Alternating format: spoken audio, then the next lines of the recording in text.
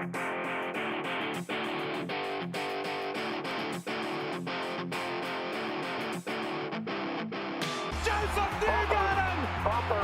the outside, this is mind-blowing! Is it possible? No, it's not! Contact! Both of them crashing! Emilio Castro-Neves comes to the start-finish line. Quint checkers out, and then there were four. Emilio Castro-Neves joins the four-time winners club. Welcome, race fans, to another episode of the More Than May podcast. My name is Jake Langdon. And I'm Alan Langdon.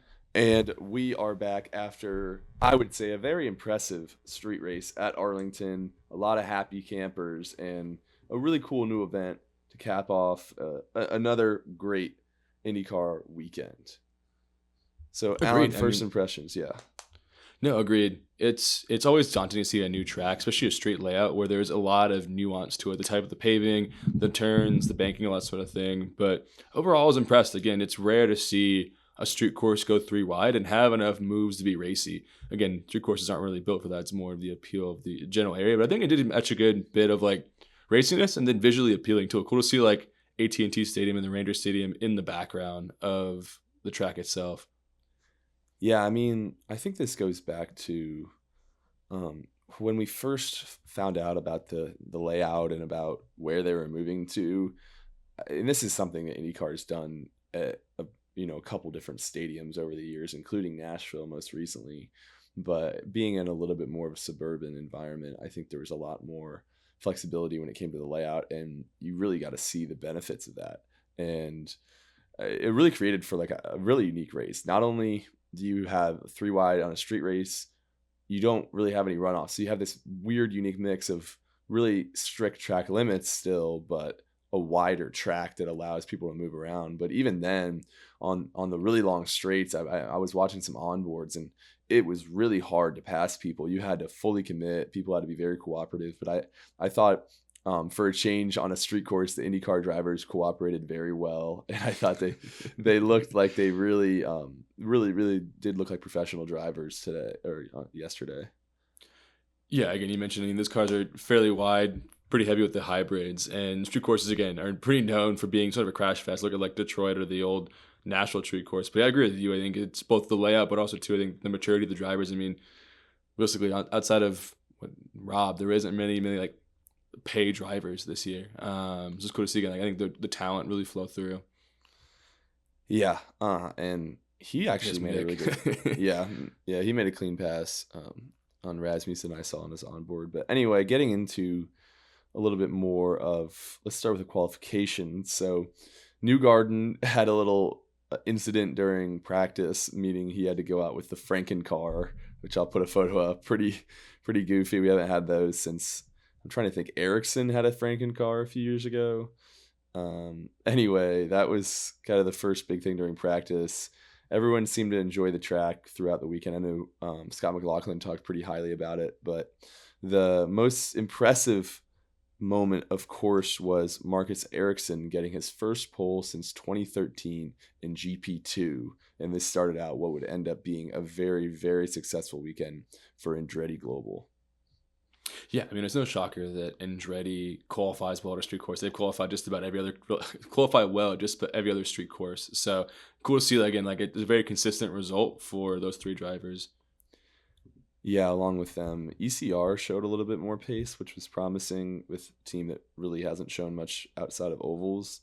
And then, of course, we tried out the new format, which was for the final six, the Fast Six.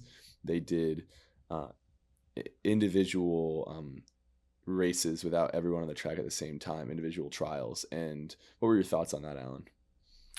I think it was fine. I mean, then with the street course, it can be really congested, so it's cool to see guys get that one clean air shot. I think too, it kind of removes some of the novelty, like removes some of the nuances of like getting the last guy on track. I think in exchange for that, it's kind of a bit harder to follow. You mentioned like on the broadcast, I think we're still growing in terms of like covering splits and sectors and pieces like that to help kind of inform the audience of like how well a car is doing against. All the cars move quickly, so it's hard to like be subjective about where they're performing well or not. I think certain things like the ghost car on ovals is a nice and cool, a neat way to demonstrate that. But overall, I thought it was a fine method. Yeah, I mean, that's a pretty standard thing, and even during the normal qualifying, they usually have the splits between the drivers. So I don't know why they went with this really weird cryptic thing where they just had the time of each driver, and it was either red or green based on how they were compared to pole. But it was just not enough information. But yeah, I mean, even just watching the Olympics this year with the downhill skiing, seeing how they did the sector timing, and it really keeps you engaged versus when Palou on his last run there seemed like he had a shot, and then the announcers kind of hinted at it, but there wasn't really a clear sign to see how much he was behind by, especially not knowing exactly where the course ends with it being a new track. But I think like the format itself was an improvement from just the normal Fast Six format, but the television product needs to improve. Moving on to the race itself, started out with a pretty different pre-race show, which I wasn't expecting with, was it Chris Myers? And then you had Townsend Bell and James Hinchcliffe. It was all right. I feel like I didn't get too much out of it. I wanted maybe a little bit more of the diehard information, but having Jerry Jones on was pretty funny and got the crowd going a little bit. And it's something that I think could be improved, and maybe bring in someone else besides Chris Myers, maybe someone who's a little more IndyCar based. And I think I like that, though. It just felt like a little bit more professional product, like we were building up to something versus it just cutting right to them, 5 minutes from starting the race. Yeah, and then you mentioned because like most sporting events, the TV window starts before the actual races again to get everything lined up, count for delays, etc. So I do agree. I think it's a step forward in terms of not just having basically the field warm up and some one-on-one interviews, but there's probably some more bits you can do to again make it a bit more IndyCar. Yeah, and then outside of that, the broadcast was pretty interesting. I mean, obviously we started a little early because of the wins, but I mean, I thought the in-race broadcast was really well done, besides just missing maybe a few incidents here and there, which obviously when you have 25 cars on a tight course, it's going to be hard. But overall, I thought they did a very good job, and they've continued. It's hard to set up professional cameras and equipment in a street course because it's not designed to be a race course from a broadcasting standpoint. But I think one little tidbit was interesting to me was the drone footage on 3, 4, and 5. So having an alternative angle on things and seeing the cars kind of move through to your point. I think it's hard to react sometimes with material like that, but I think it's interesting to see them trying different things to get a full view of that track. Yeah. So anyway, just hopping right into the race. So not a ton of incidents. I mean, obviously only one yellow on the day, or two yellows really, but only one really gap there where everything kind of fell apart, which is right at the end, which is pretty odd for a rotor street course. But anyway, ended up starting pretty clean. Not really until the first incident we didn't have anything happen, and that was when Kiffin ran into his own tire when him and Dixon were both pitting for the first stop of the day and knocking it into Dixon's pits. Well, essentially he knocked it a little bit and then Dixon punted it into the pits, and the right rear tire changer of Scott Dixon did a wonderful job of handling that. I mean, pretty impressive. I mean, that thing could have been coming a lot quicker, but he was able to calm that down and then, get Dixon out of there, and obviously really ruined Kiffin's day. He ended up having to go and serve a drive-through on top of the slow stop. So pretty uncharacteristic from, I mean, obviously that's a young driver, but just from the Ganassi team, but nothing they could really do there. Yeah, I mean, it was interesting because I think on first glance, when they kind of cut to it, it looked like almost Dixon had creeped too much into Simpson's pit stall and launched a tire, which again would have been a shocker given Dixon's experience, especially in pits. So it was interesting to see the double angle and Simpson's tire move into it. But I agree with you. I mean, the left rear, not only focusing on the tire, but then being able the wherewithal to see the other tire and move it out of the way is pretty impressive. Again, you got a lot of things going on in 7-8 seconds of pit time. Very interesting. Yeah, so moving on, the biggest storyline of the day was the Andretti pit stops. I mean, Andretti, obviously they finished 1, 2, and 4 outside, or 1, 3, and 4 outside of Palou. They would have swept the day. Yet they could not have been worse on pit road, I feel like. And it's funny because I feel like them on pit row is already pretty low from the bar. I mean, they talk about Colton Herta probably has 7 or 8 wins that 7 or 8 could have been wins because of pits. It's been something that's again haunted this team for years, and I think this race particularly really showed that off. Yeah, so started out with Kirkwood, his was it his right rear tire changer, lost the nut out of the gun, and so he had to grab a spare, cost him a few seconds.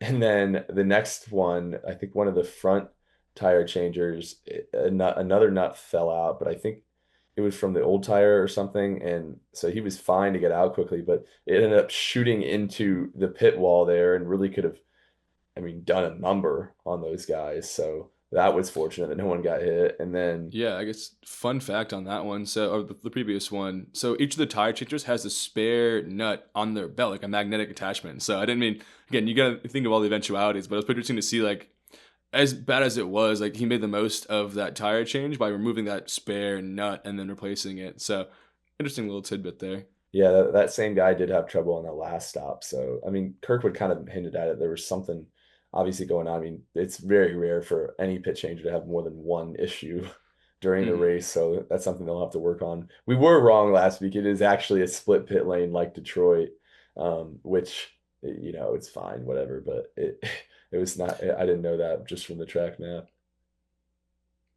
Yeah, and then Yeah, I mean, I think it created a pretty cinematic entry with Palou and Ericsson, though. yeah, it was pretty cool to see. But unfortunately, Ericsson, that's the next incident I was going to mention. He had a wheel gun issue and really took him out of contention there for a little bit. I mean, I don't know if he had the best car on the day, just because, you know, you look back and it's like Kirkwood just looked unstoppable. But if you can keep him in front of Palou like he was the first stint, maybe he has a chance there to hold him off. But yeah, unfortunate for him. He still puts together a really impressive result as he's continued to return to form where, you know, he really was not in form last year. So good to see from him. And then Yeah, I think one more pit lane thing, again, wasn't necessarily notable for the podium standpoint, but Will Power. So it was kind of funny. Like after the first two had gone in, you have 2 Andretti's, the third with Will Power. Sorry, I missed that in the broadcast. What was the one with Award too? Wasn't there another one with Award? I might have missed that. Yeah, I think it was Palou and Award where Palou was exiting and Award was entering. And then, I mean, there wasn't anything wrong necessarily because like Palou got a clear lane. And yeah. It was you just did a short checkup. Yeah, it was a short checkup. I know what you're talking about. That wasn't anything big though. The one with Power though, but it was interesting. It was like that many things happened. The one with Power though, they sent him way too early and ended up having to completely stop right in front of Louis Foster and avoid a penalty, but ended up costing him more time than it would have if the pit. It's so if you guys have seen it before, it's. I mean, I guess with this one it depends on which side you're on, but for most tracks, I think it's going to be your front right tire changer. He's going to call the release when you're ready to release. And in this case, he did not look behind him to see that Louis Foster was going to be in his lane. So he sent them at the wrong time, you know, cost Power a couple seconds there. But I mean, even with him locking up the brakes later and letting Malukas by, he was still able to claim his first podium. So really no big issues to overcome from that, but a lot to deal with. It's surprising as slow as it looks on pit lane. Those cars still go on like 50, 60 miles per hour. So it's not like it's a slow movement or reaction. A similar thing happened later on with Palou and Award. Less so about a tire change incident, but more so Palou was exiting in that first right lane and Pato was entering. And again, it was like situations where the one guy has to, give way to the secondary, whereas Palou was already out and then Wool was getting in. But a lot of times, again, it's those split second distances that only like race car drivers are more equipped to do and would likely be a traffic incident in you and I's world.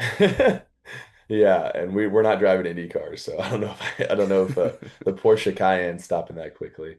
Yeah. But anyway, so yeah, now back to some more on-track issues. So the first kind of teammate on teammate crime of the year, I believe, was between Malukas and Newgarden.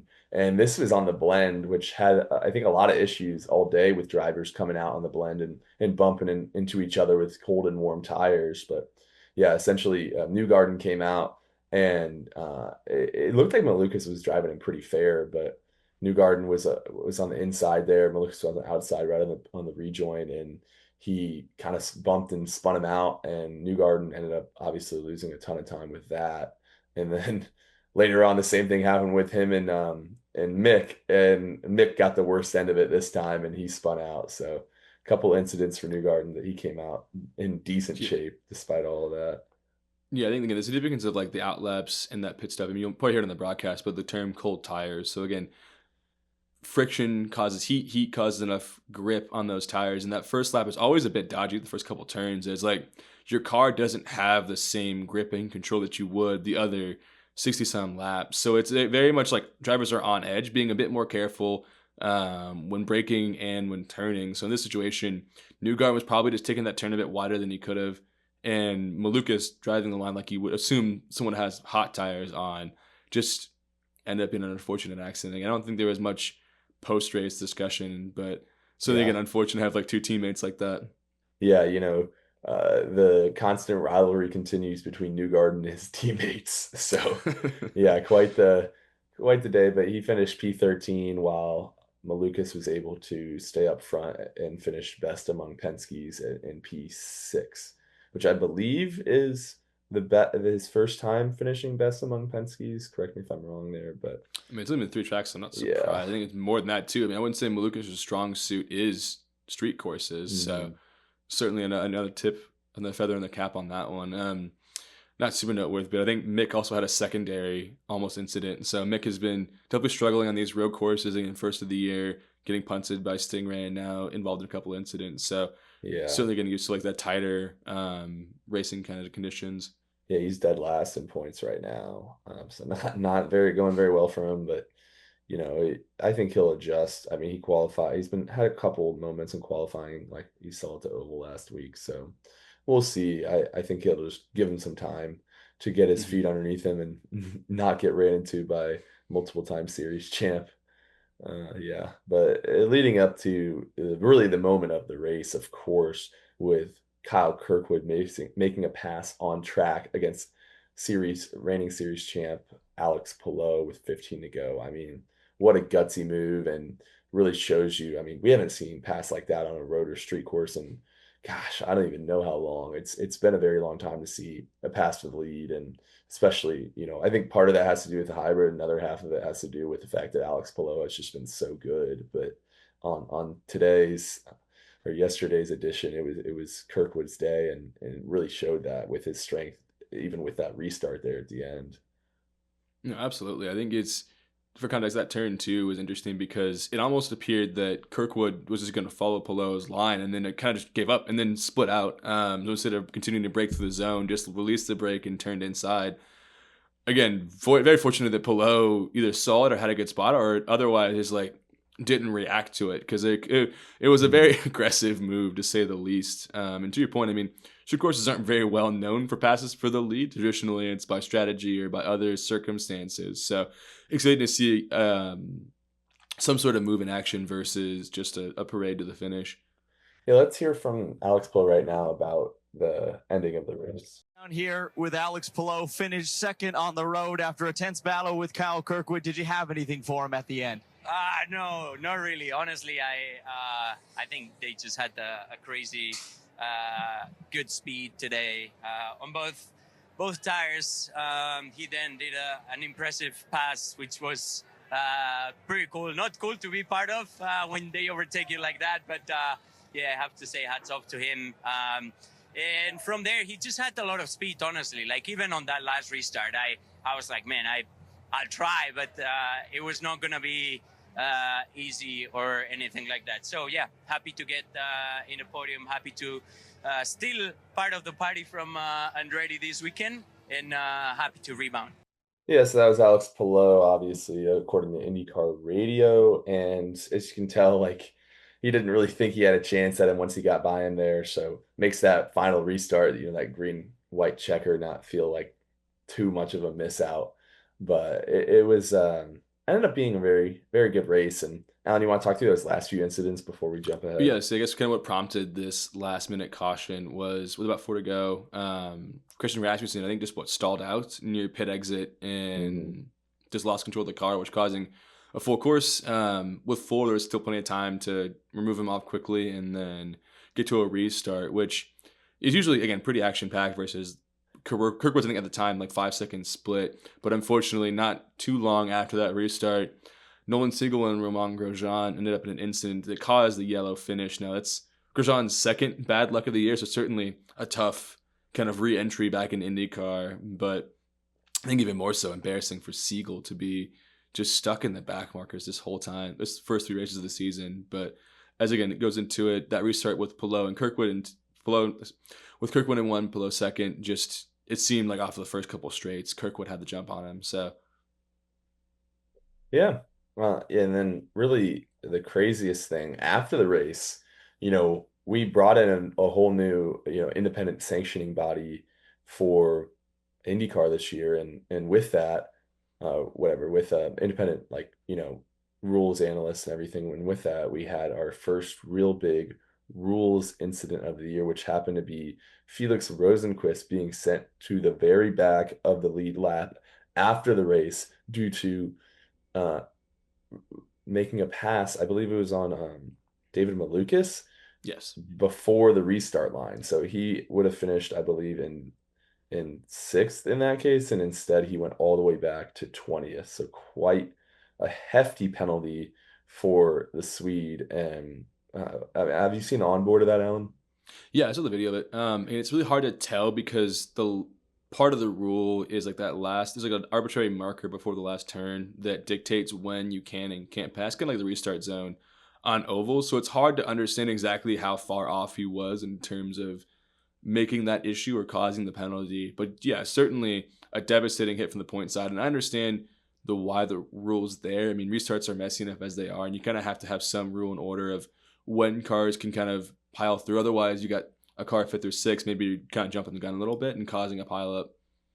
Yeah, I mean, we've seen plenty of this. I remember, I think it was some road course, maybe Road America a few years ago, where he did the same thing and he just flew by like 3 cars. And I know some of the younger guys have tried to take advantage of this before. So it's good to see some legislation come down, and maybe a bit harsh, but I think the message was sent pretty loud and clear. So exciting to see a little bit more strength in the rules makers here, and hopefully that continues.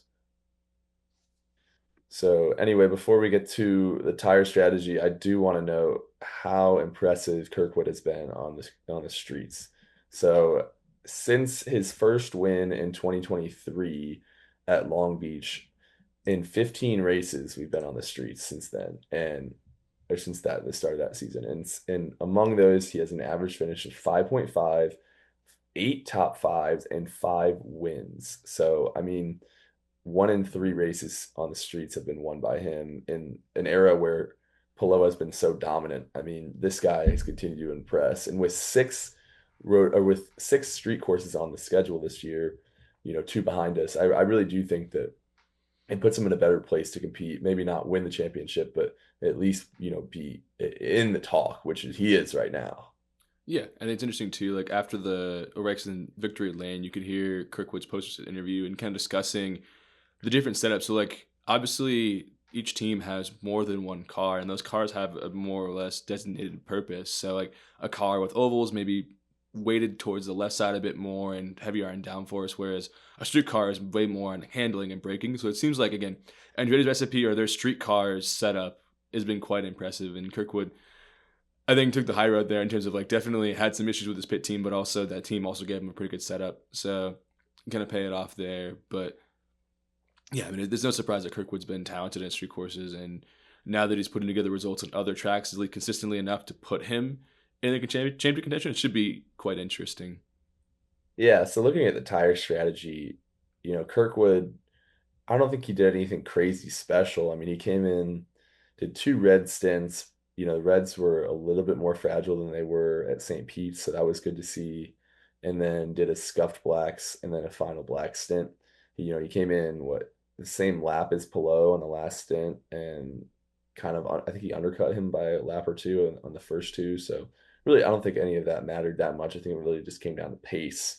But the more interesting thing was the fact that Will Power went with the 2-stopper, which no one else even went for. And yeah, to have two different strategies like that work out for Andretti, I thought was really cool and makes me think that this course has even more potential when you talk about guys being able to be two stoppers. If Firestone can just bring a little bit more durable tire, I think that the red two stopper can totally be worthwhile. And I think Will Power was enjoying those Honda's engines for the first time. Yeah, the fuel economy is quite impressive. But yeah, I mean, it was especially too that like he had a pretty two wicked red stints where like some guys, even like Dixon, only had 4 or 5 laps on their first red, trying to like get off of them as quickly as possible. So again, Will Power is super impressive there to do like do a Palou-esque or Dixon-esque kind of fuel save and tire save and put himself in a good position to end up in the podium. Yeah, so good weekend for Andretti, and it is really interesting to note that Ron Rzuski has joined them during the offseason alongside Will Power. So Ron Rzuski was Will Power's team manager or whatever you want to call it, strategist, and he's obviously brought some good things there, and it'll be interesting to see if they can get back into the competing levels because let's be honest, I mean, since Ryan Hunter-Ray won the series with them, was that 2014? They haven't Probably the won same one time as doing the since. 500. Yeah, I think he did both, but they haven't won one since. And Alex Rossi obviously looked amazing pre-aero screen, but those days are well behind us now, and it's the first time that we've seen Andretti look this competent over the first 3 races and since we've been doing the podcast. So that's really exciting. Mm-hmm. So anyway, let's head to a little bit of a standings update. Oh, actually, let's do some shout outs. First off, I want to shout out Marcus Armstrong. Pre-race puncture, was able to recovery run, ran a few laps just to get the minimum amount of laps on the reds to satisfy the rules, and then he came out, ended up getting P9 starting from P6. Really impressive. Alongside this, Award continues to look very clean, very mature compared to some driving of the last couple of years. Finishes 5th. Clearly McLaren is just a hair behind in pace, and he just continues to stay in the hunt, and obviously I mentioned Lucas before, and then Caio Collet, I haven't mentioned him all year, the rookie for AJ Foyt Racing, finishing in P11, just outside of the top 10. So pretty cool to see him put something together. Yeah, what caused that Armstrong puncture, by the way? Did they ever like just determine what happened? I never heard anything. I don't know if it was he just clipped somebody. I think they would have probably given a penalty to somebody if that was the case or what. I would have to look around. Maybe I can find a tweet and put it up. But realistically, yeah, pretty weird situation there. But pretty impressive to recover and run a slightly alternate strategy. So now looking at the standings, Kyle Kirkwood in first, Palou just 26 points behind him, which again, you get about 50 for a win, 40 for second place. And, it kind of goes down to, I think he gets 6th for last. So gives you an idea. He's about, a half a race back, can make that up in a weekend or two. Award 33 points back, tied with Newgarden. And then McLaughlin and Malukas just behind them at 41 and 42 points back. Yeah, and big shocker for Dixon. I think was first top 10 this week on 9th. Just had a bad bout on qualifying a couple times, some subpar strategy, and just some bad luck overall with the tire disappearance. But it is kind of weird seeing him not anywhere near the top 6 right now. Yeah, I mean, I really would have liked to seen how it would have worked out at St. Pete's if he would have ran the strategy that he was trying to run, because remember he had that incident with the tire flying off, and that really derailed him, because I think that's where he's best, and he wasn't really able to do that for whatever reason this weekend. So unfortunate to him, but I think that I just don't really think he's got that championship pace in him this year, unfortunately. So we'll see if he can find anything later on. But like I said, when you DNF when Alex Palou is in this series, it's really hard to come back from that, even with Alex Palou DNFing, Anyway, heading to our news dump, let's start out with a quick Indy 500 update. So trying to get to 33. Let's start out. We have 32 confirmed seats. We, of course, are still missing the Prema cars, so bumping is looking like less and less of a possibility. But we do have some interesting news. So, of course, Connor Daly is returning, the Hoosier native, in the number 23 Dreyer and Reinbold car. This is his 13th attempt to win the race. I believe he has been with Dreyer and Reinbold a handful of times before, and he got a sponsorship from building materials manufacturer Kingspan. So, we like to criticize him, but I think that we have kind of learned to respect the grind that he goes on to get on a car every year, and that continues. Yeah, I mean, he does a great job of self-funding, find the right sponsors, and support of various programs. And I think, too, if you're going to book Connor Daly on a racetrack, it's going to be the Indy. He's certainly consistently had a lot of top tens in that course and is good in ovals in general. So cool to see Dry and Reinbold have a solid supporting group like that. Yeah, and along with him, Jack Harvey, current pit reporter, will be joining in I don't know what number it is, but in the other Dreyer and Reinbold car. And then looking down the list, the other confirmed seats, McLaren, Ryan Hunter-Reay, pretty interesting there. They were actually trying to get the MotoGP driver, Rossi, what's his first name? Would not know. Let me look it up. Valentino, and remember he used to race for Yamaha. He raced for Yamaha forever, I believe. And yeah, so they were trying to get him, but it didn't work out. So unfortunately, you have to settle with former champ. Yeah. I'm actually pretty excited about that. I think that the last couple of years, the ball bounces his way. I think he would have had a shot to win. And we've been pretty high on him, and he continues to show that he can succeed at this. In the right place. So that'll be interesting to watch. Ed Carpenter, of course, is returning, another Indianapolis native. And then Elio, driver 5, 50 years old. Crazy to see him keep it going, but another chance for him at Meyershank Racing. So now enters the unknown zone. So, of course, we know RLL and Andretti both have seats that have yet to be filled. RLL, it seems to be pretty obvious that Takuma Sato, 2019 winner, or 2020 with RLL, is pretty clearly going to be in that seat unless something weird happens, whereas Andretti is a little bit more complicated. Marco Andretti retired. From what I've heard, it was not a mutual agreement.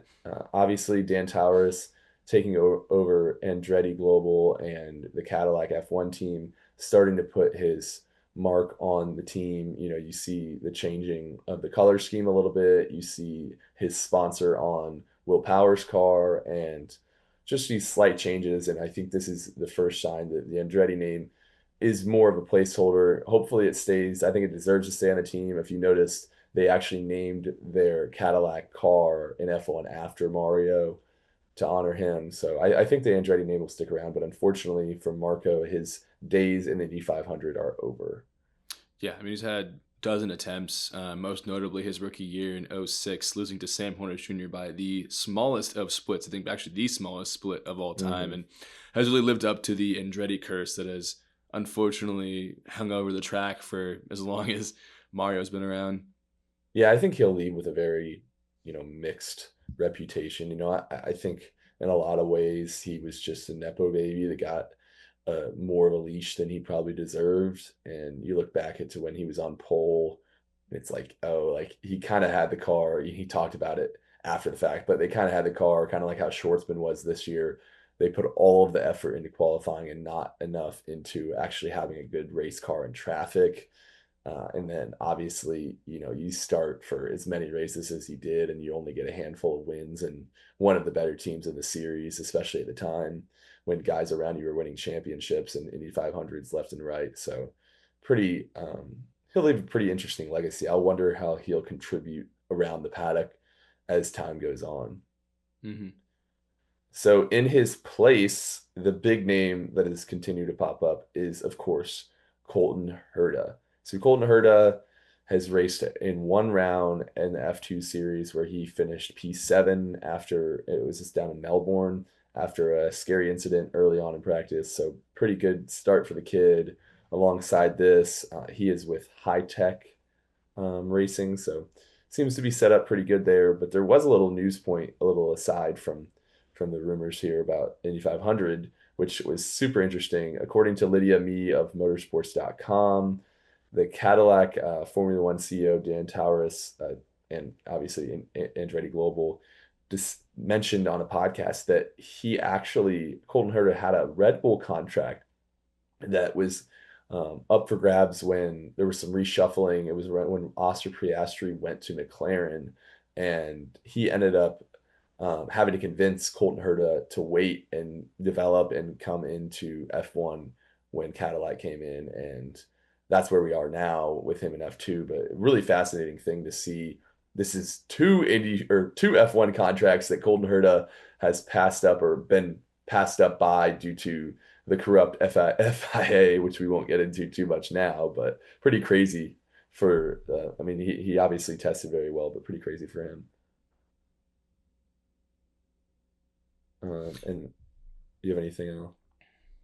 Yeah, not to mention too, I mean, let's not forget that Palou had a similar sort of limbo with McLaren, almost getting a seat there. So it has been a theme of almosts for IndyCar drivers moving into Formula One. But hopefully, again, we'll see that Colton again develops his skills and continues to build up a spot into a Formula One team and hopefully have success there as well. Yeah, so to wrap up the Indy 500 preview, so the names that I've heard thrown around are Catherine Legg, Stefan Wilson, Devlin, and Jacob Abel. From everything I've heard, Catherine Legg and Elf have enough funding to return. They're just trying to find the best avenue to do that, whether it's some sort of partnership with Prema or leasing out a car with them, or some of the other teams and Chevy. The Chevy-owned teams have decided, like, hey, if we need to get to 33, we can always expand a spot. So maybe she'll be in the car with one of those, which would probably be a better situation. AJ Foy and Juncos are the two names that have been thrown out there for that. But it does not look like we're going to get to bumping, unfortunately, this year. But obviously, you got to get to 33. Yeah. All right, and now just one last thing before we get to our preview of the Children's of Alabama Indy Grand Prix is the ratings last week were really impressive. 1.25 million viewers. So obviously having this tighter schedule and being on a new oval, or new, obviously new in the sense that hasn't been here for a while, and being aligned with NASCAR and Fox's increased investment has continued to bear its fruits. So hopefully we have similar ratings this weekend after they come out with the Arlington GP. Yeah, I mean, again, good start overall. And I think part of that didn't do is because IndyCar's consolidation of the first couple tracks. Historically, it was that one race in March, and then you wouldn't have anything until April, like Barber, which is coming up next. But it's good to see, I think, kind of building on the momentum. Hopefully, will continue to drive engagement. Obviously, too, having 3 different race winners in 3 races is a good sign for the competitiveness of the series. Yeah, I've been pretty impressed by the racing this year, but obviously we're headed to a dreaded road course, which we've had a lot of trouble having success on. And I think Barber has been one of the most diminished tracks in this hybrid era. So let's hop right into the preview. So Barber Motorsports Park is in Alabama, and this is the 16th time we've been here. We started here in 2010. So it's a 2.3 mile, 90 lap race. It is the 5th longest track on the series currently. So it was originally on May 4th or last season, and it has moved up to March 29th in this effort to condense the first half of the schedule. So we'll have a week off before heading out there. So 4 races in 5 weeks. This is a 17 turn course, and really the big catch here is the elevation change. So you have a lot of G-force on your body going up and down these big hills, those rolling hills of Birmingham, Alabama. But unfortunately, like I mentioned, the hybrid has really killed what we really enjoyed about this course, which was the 2 versus 3 stop. And that's something I just mentioned with Will Power running the 2 stop. This was really the quintessential course for that, where you had, people that were fuel saving running the 2 stop and really trying to lengthen those stints out and running maybe 1 red stint, whereas you had the people running the 3 stop really pressing hard, like really, really pressing hard. And I remember Penske a few years ago really cracked the code with the 3 stop, and the reds back then were really inconsistent and useless, and they've kind of fluctuated since then. And lately, I think they've been maybe a little too hard, but right now we're looking, and I mean, if the compound's a little harder, maybe someone can lengthen the stint, but unfortunately the fuel economy, I think, has been decreased a little bit with the increased weight of the hybrid. So yeah, what are your thoughts on it, Alan? It's hard to tell because I feel like to your point, like St. Petersburg, the reds seemed pretty hard, if not equivalent to the blacks. But then I feel like based on Arlington, I have a bit more optimism simply because so many guys were dropping like flies on those reds and then moving quickly off of them. So maybe there is a bit more variance between them, and we can find a sweet spot for this Barber track. I think too, you saw with Phoenix, a lot of guys are getting more aggressive with their strategy plays. So I wouldn't be surprised if, again, trying to squeeze, it's kind of find that new spot or the secret sauce to maybe push a bit harder or try something new like Will Power did in an effort to gain positions. Yeah, I just don't know. I think if the cars are just too heavy to get that 3-stop in. Dixon tried it last year, or the 2-stop, I mean, and he just could not pull it off. I'm not too positive on this. I just don't know if I think it might be more of a fuel issue versus a tire issue. Mm-hmm. But anyway, so Palou obviously dominated here last year, 16-second win. I mean, yeah. So we'll see if we have some deja vu this weekend. I would not be shocked in that. But so Newgarden's won here a couple times, 3 times to be exact, and McLaughlin was won here back to back in 23 and 24. So obviously Penske has done well here in the past, but since the last couple of years, they've struggled a little bit more. Andretti hasn't really done much here. RHR went here a couple times, but that was over a decade ago. So looking at some of the average finishes by team and by some of the top drivers, you can see Penske, and this is since 2021. So you can see Penske and CGR are right up there with each other, while McLaren and Andretti have been a little further behind. Will Power, despite not having a win, has an average finish just outside the podium of 3.2, while Alex Palou, obviously winning last year, his average finish is way up there. So any takeaways here, Alan? And then what is your race winning prediction? Takeaways, I mean, not surprised. Like, obviously, Ganassi's had a really solid road setup. Likewise with how Palou has been, his bread and butter have been road courses. This has always been a Penske track, so it's interesting to see if they can kind of regain the momentum a little bit. I think it'd be interesting too with Power switching from a Penske team that's pretty notably good here, and then with an Andretti team that may not be as strong on road courses. See how those two, see which one I guess outweighs the other. In terms of predictions, I think it kind of leads me into, I don't know. I mean, I'd like to say Power, but I don't know if they're setups for it. And he's been very aggressive, but hasn't pulled much out. I mean, it's hard to not say Palou, so I'm just going to skip that one for the sake of the pod. Yeah, no Palou. That's a rule. So with those two out of the way, maybe McLaughlin. I mean, he's had, he got pole at St. Petersburg. I said decent results overall. Had a great climb at Arlington. I mean, starting way back there, moving up like almost 15 spots. So I can see him pulling away with a win. Yeah, and this will be a very interesting test to see where Andretti really is. I mean, first road course of the year, it's 1/3 of the schedule, and something that they obviously have been kind of middling on. Average finish of 11.73, worst among the top 4 teams since 2021. But you bring in you bring in Ron Rzuski, and you bring in Will Power. Maybe they have some things that they can bring to really show that off. And I feel like I lean towards a Honda driver here. I don't know. It's just like you look at where the Penske's finished last year, 3rd, 5th, and 10th. So they're actually not too far behind there, obviously winning the year before. So maybe they do have some pace. I like that McLaughlin pick, but I'm going to go with our boy Will Power, even though you said I can't pick him. So hopefully we get some interesting inner fighting between the Will Power and some of those Penske's, because I think that would be a lot of fun to watch. Yeah, so they make a name for himself. And like you mentioned, I mean, this track hasn't necessarily brought the most historic battles ever since the hybrid, but I think one note, it's quite hard to forget that this track has a nice bit of quirks with it, some sculptures like a metal spider and a really notable museum, but I think it's hard. I think most notable is the mannequin. I forget the name of it. Georgina. Yes, that was mounted to one of the pedestrian bridges on the track and actually fell. Last year, maybe a couple years ago. I think that was 2 years ago, yeah. Yeah, definitely brought a pretty memorable aspect of a relatively average race. So perhaps that's another factor that is niche about this track.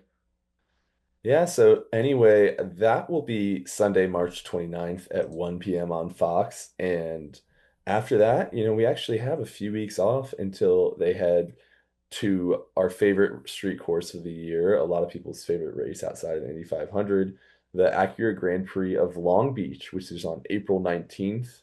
So, and it's a little later, 5:30 p.m., a little later in the day. But obviously been a sprint for the first half of the season here, but glad you guys have been sticking with us, and we look forward to that, and hopefully we have a lot more news and excitement following getting the ratings from this weekend, as well as hopefully a very exciting race at the Children's of Alabama Indy Grand Prix at Barber Motorsports Park. That's quite the mouthful. But anyway, I am Jake Langdon. And I'm Alan Langdon. And we'll catch you soon, race fans.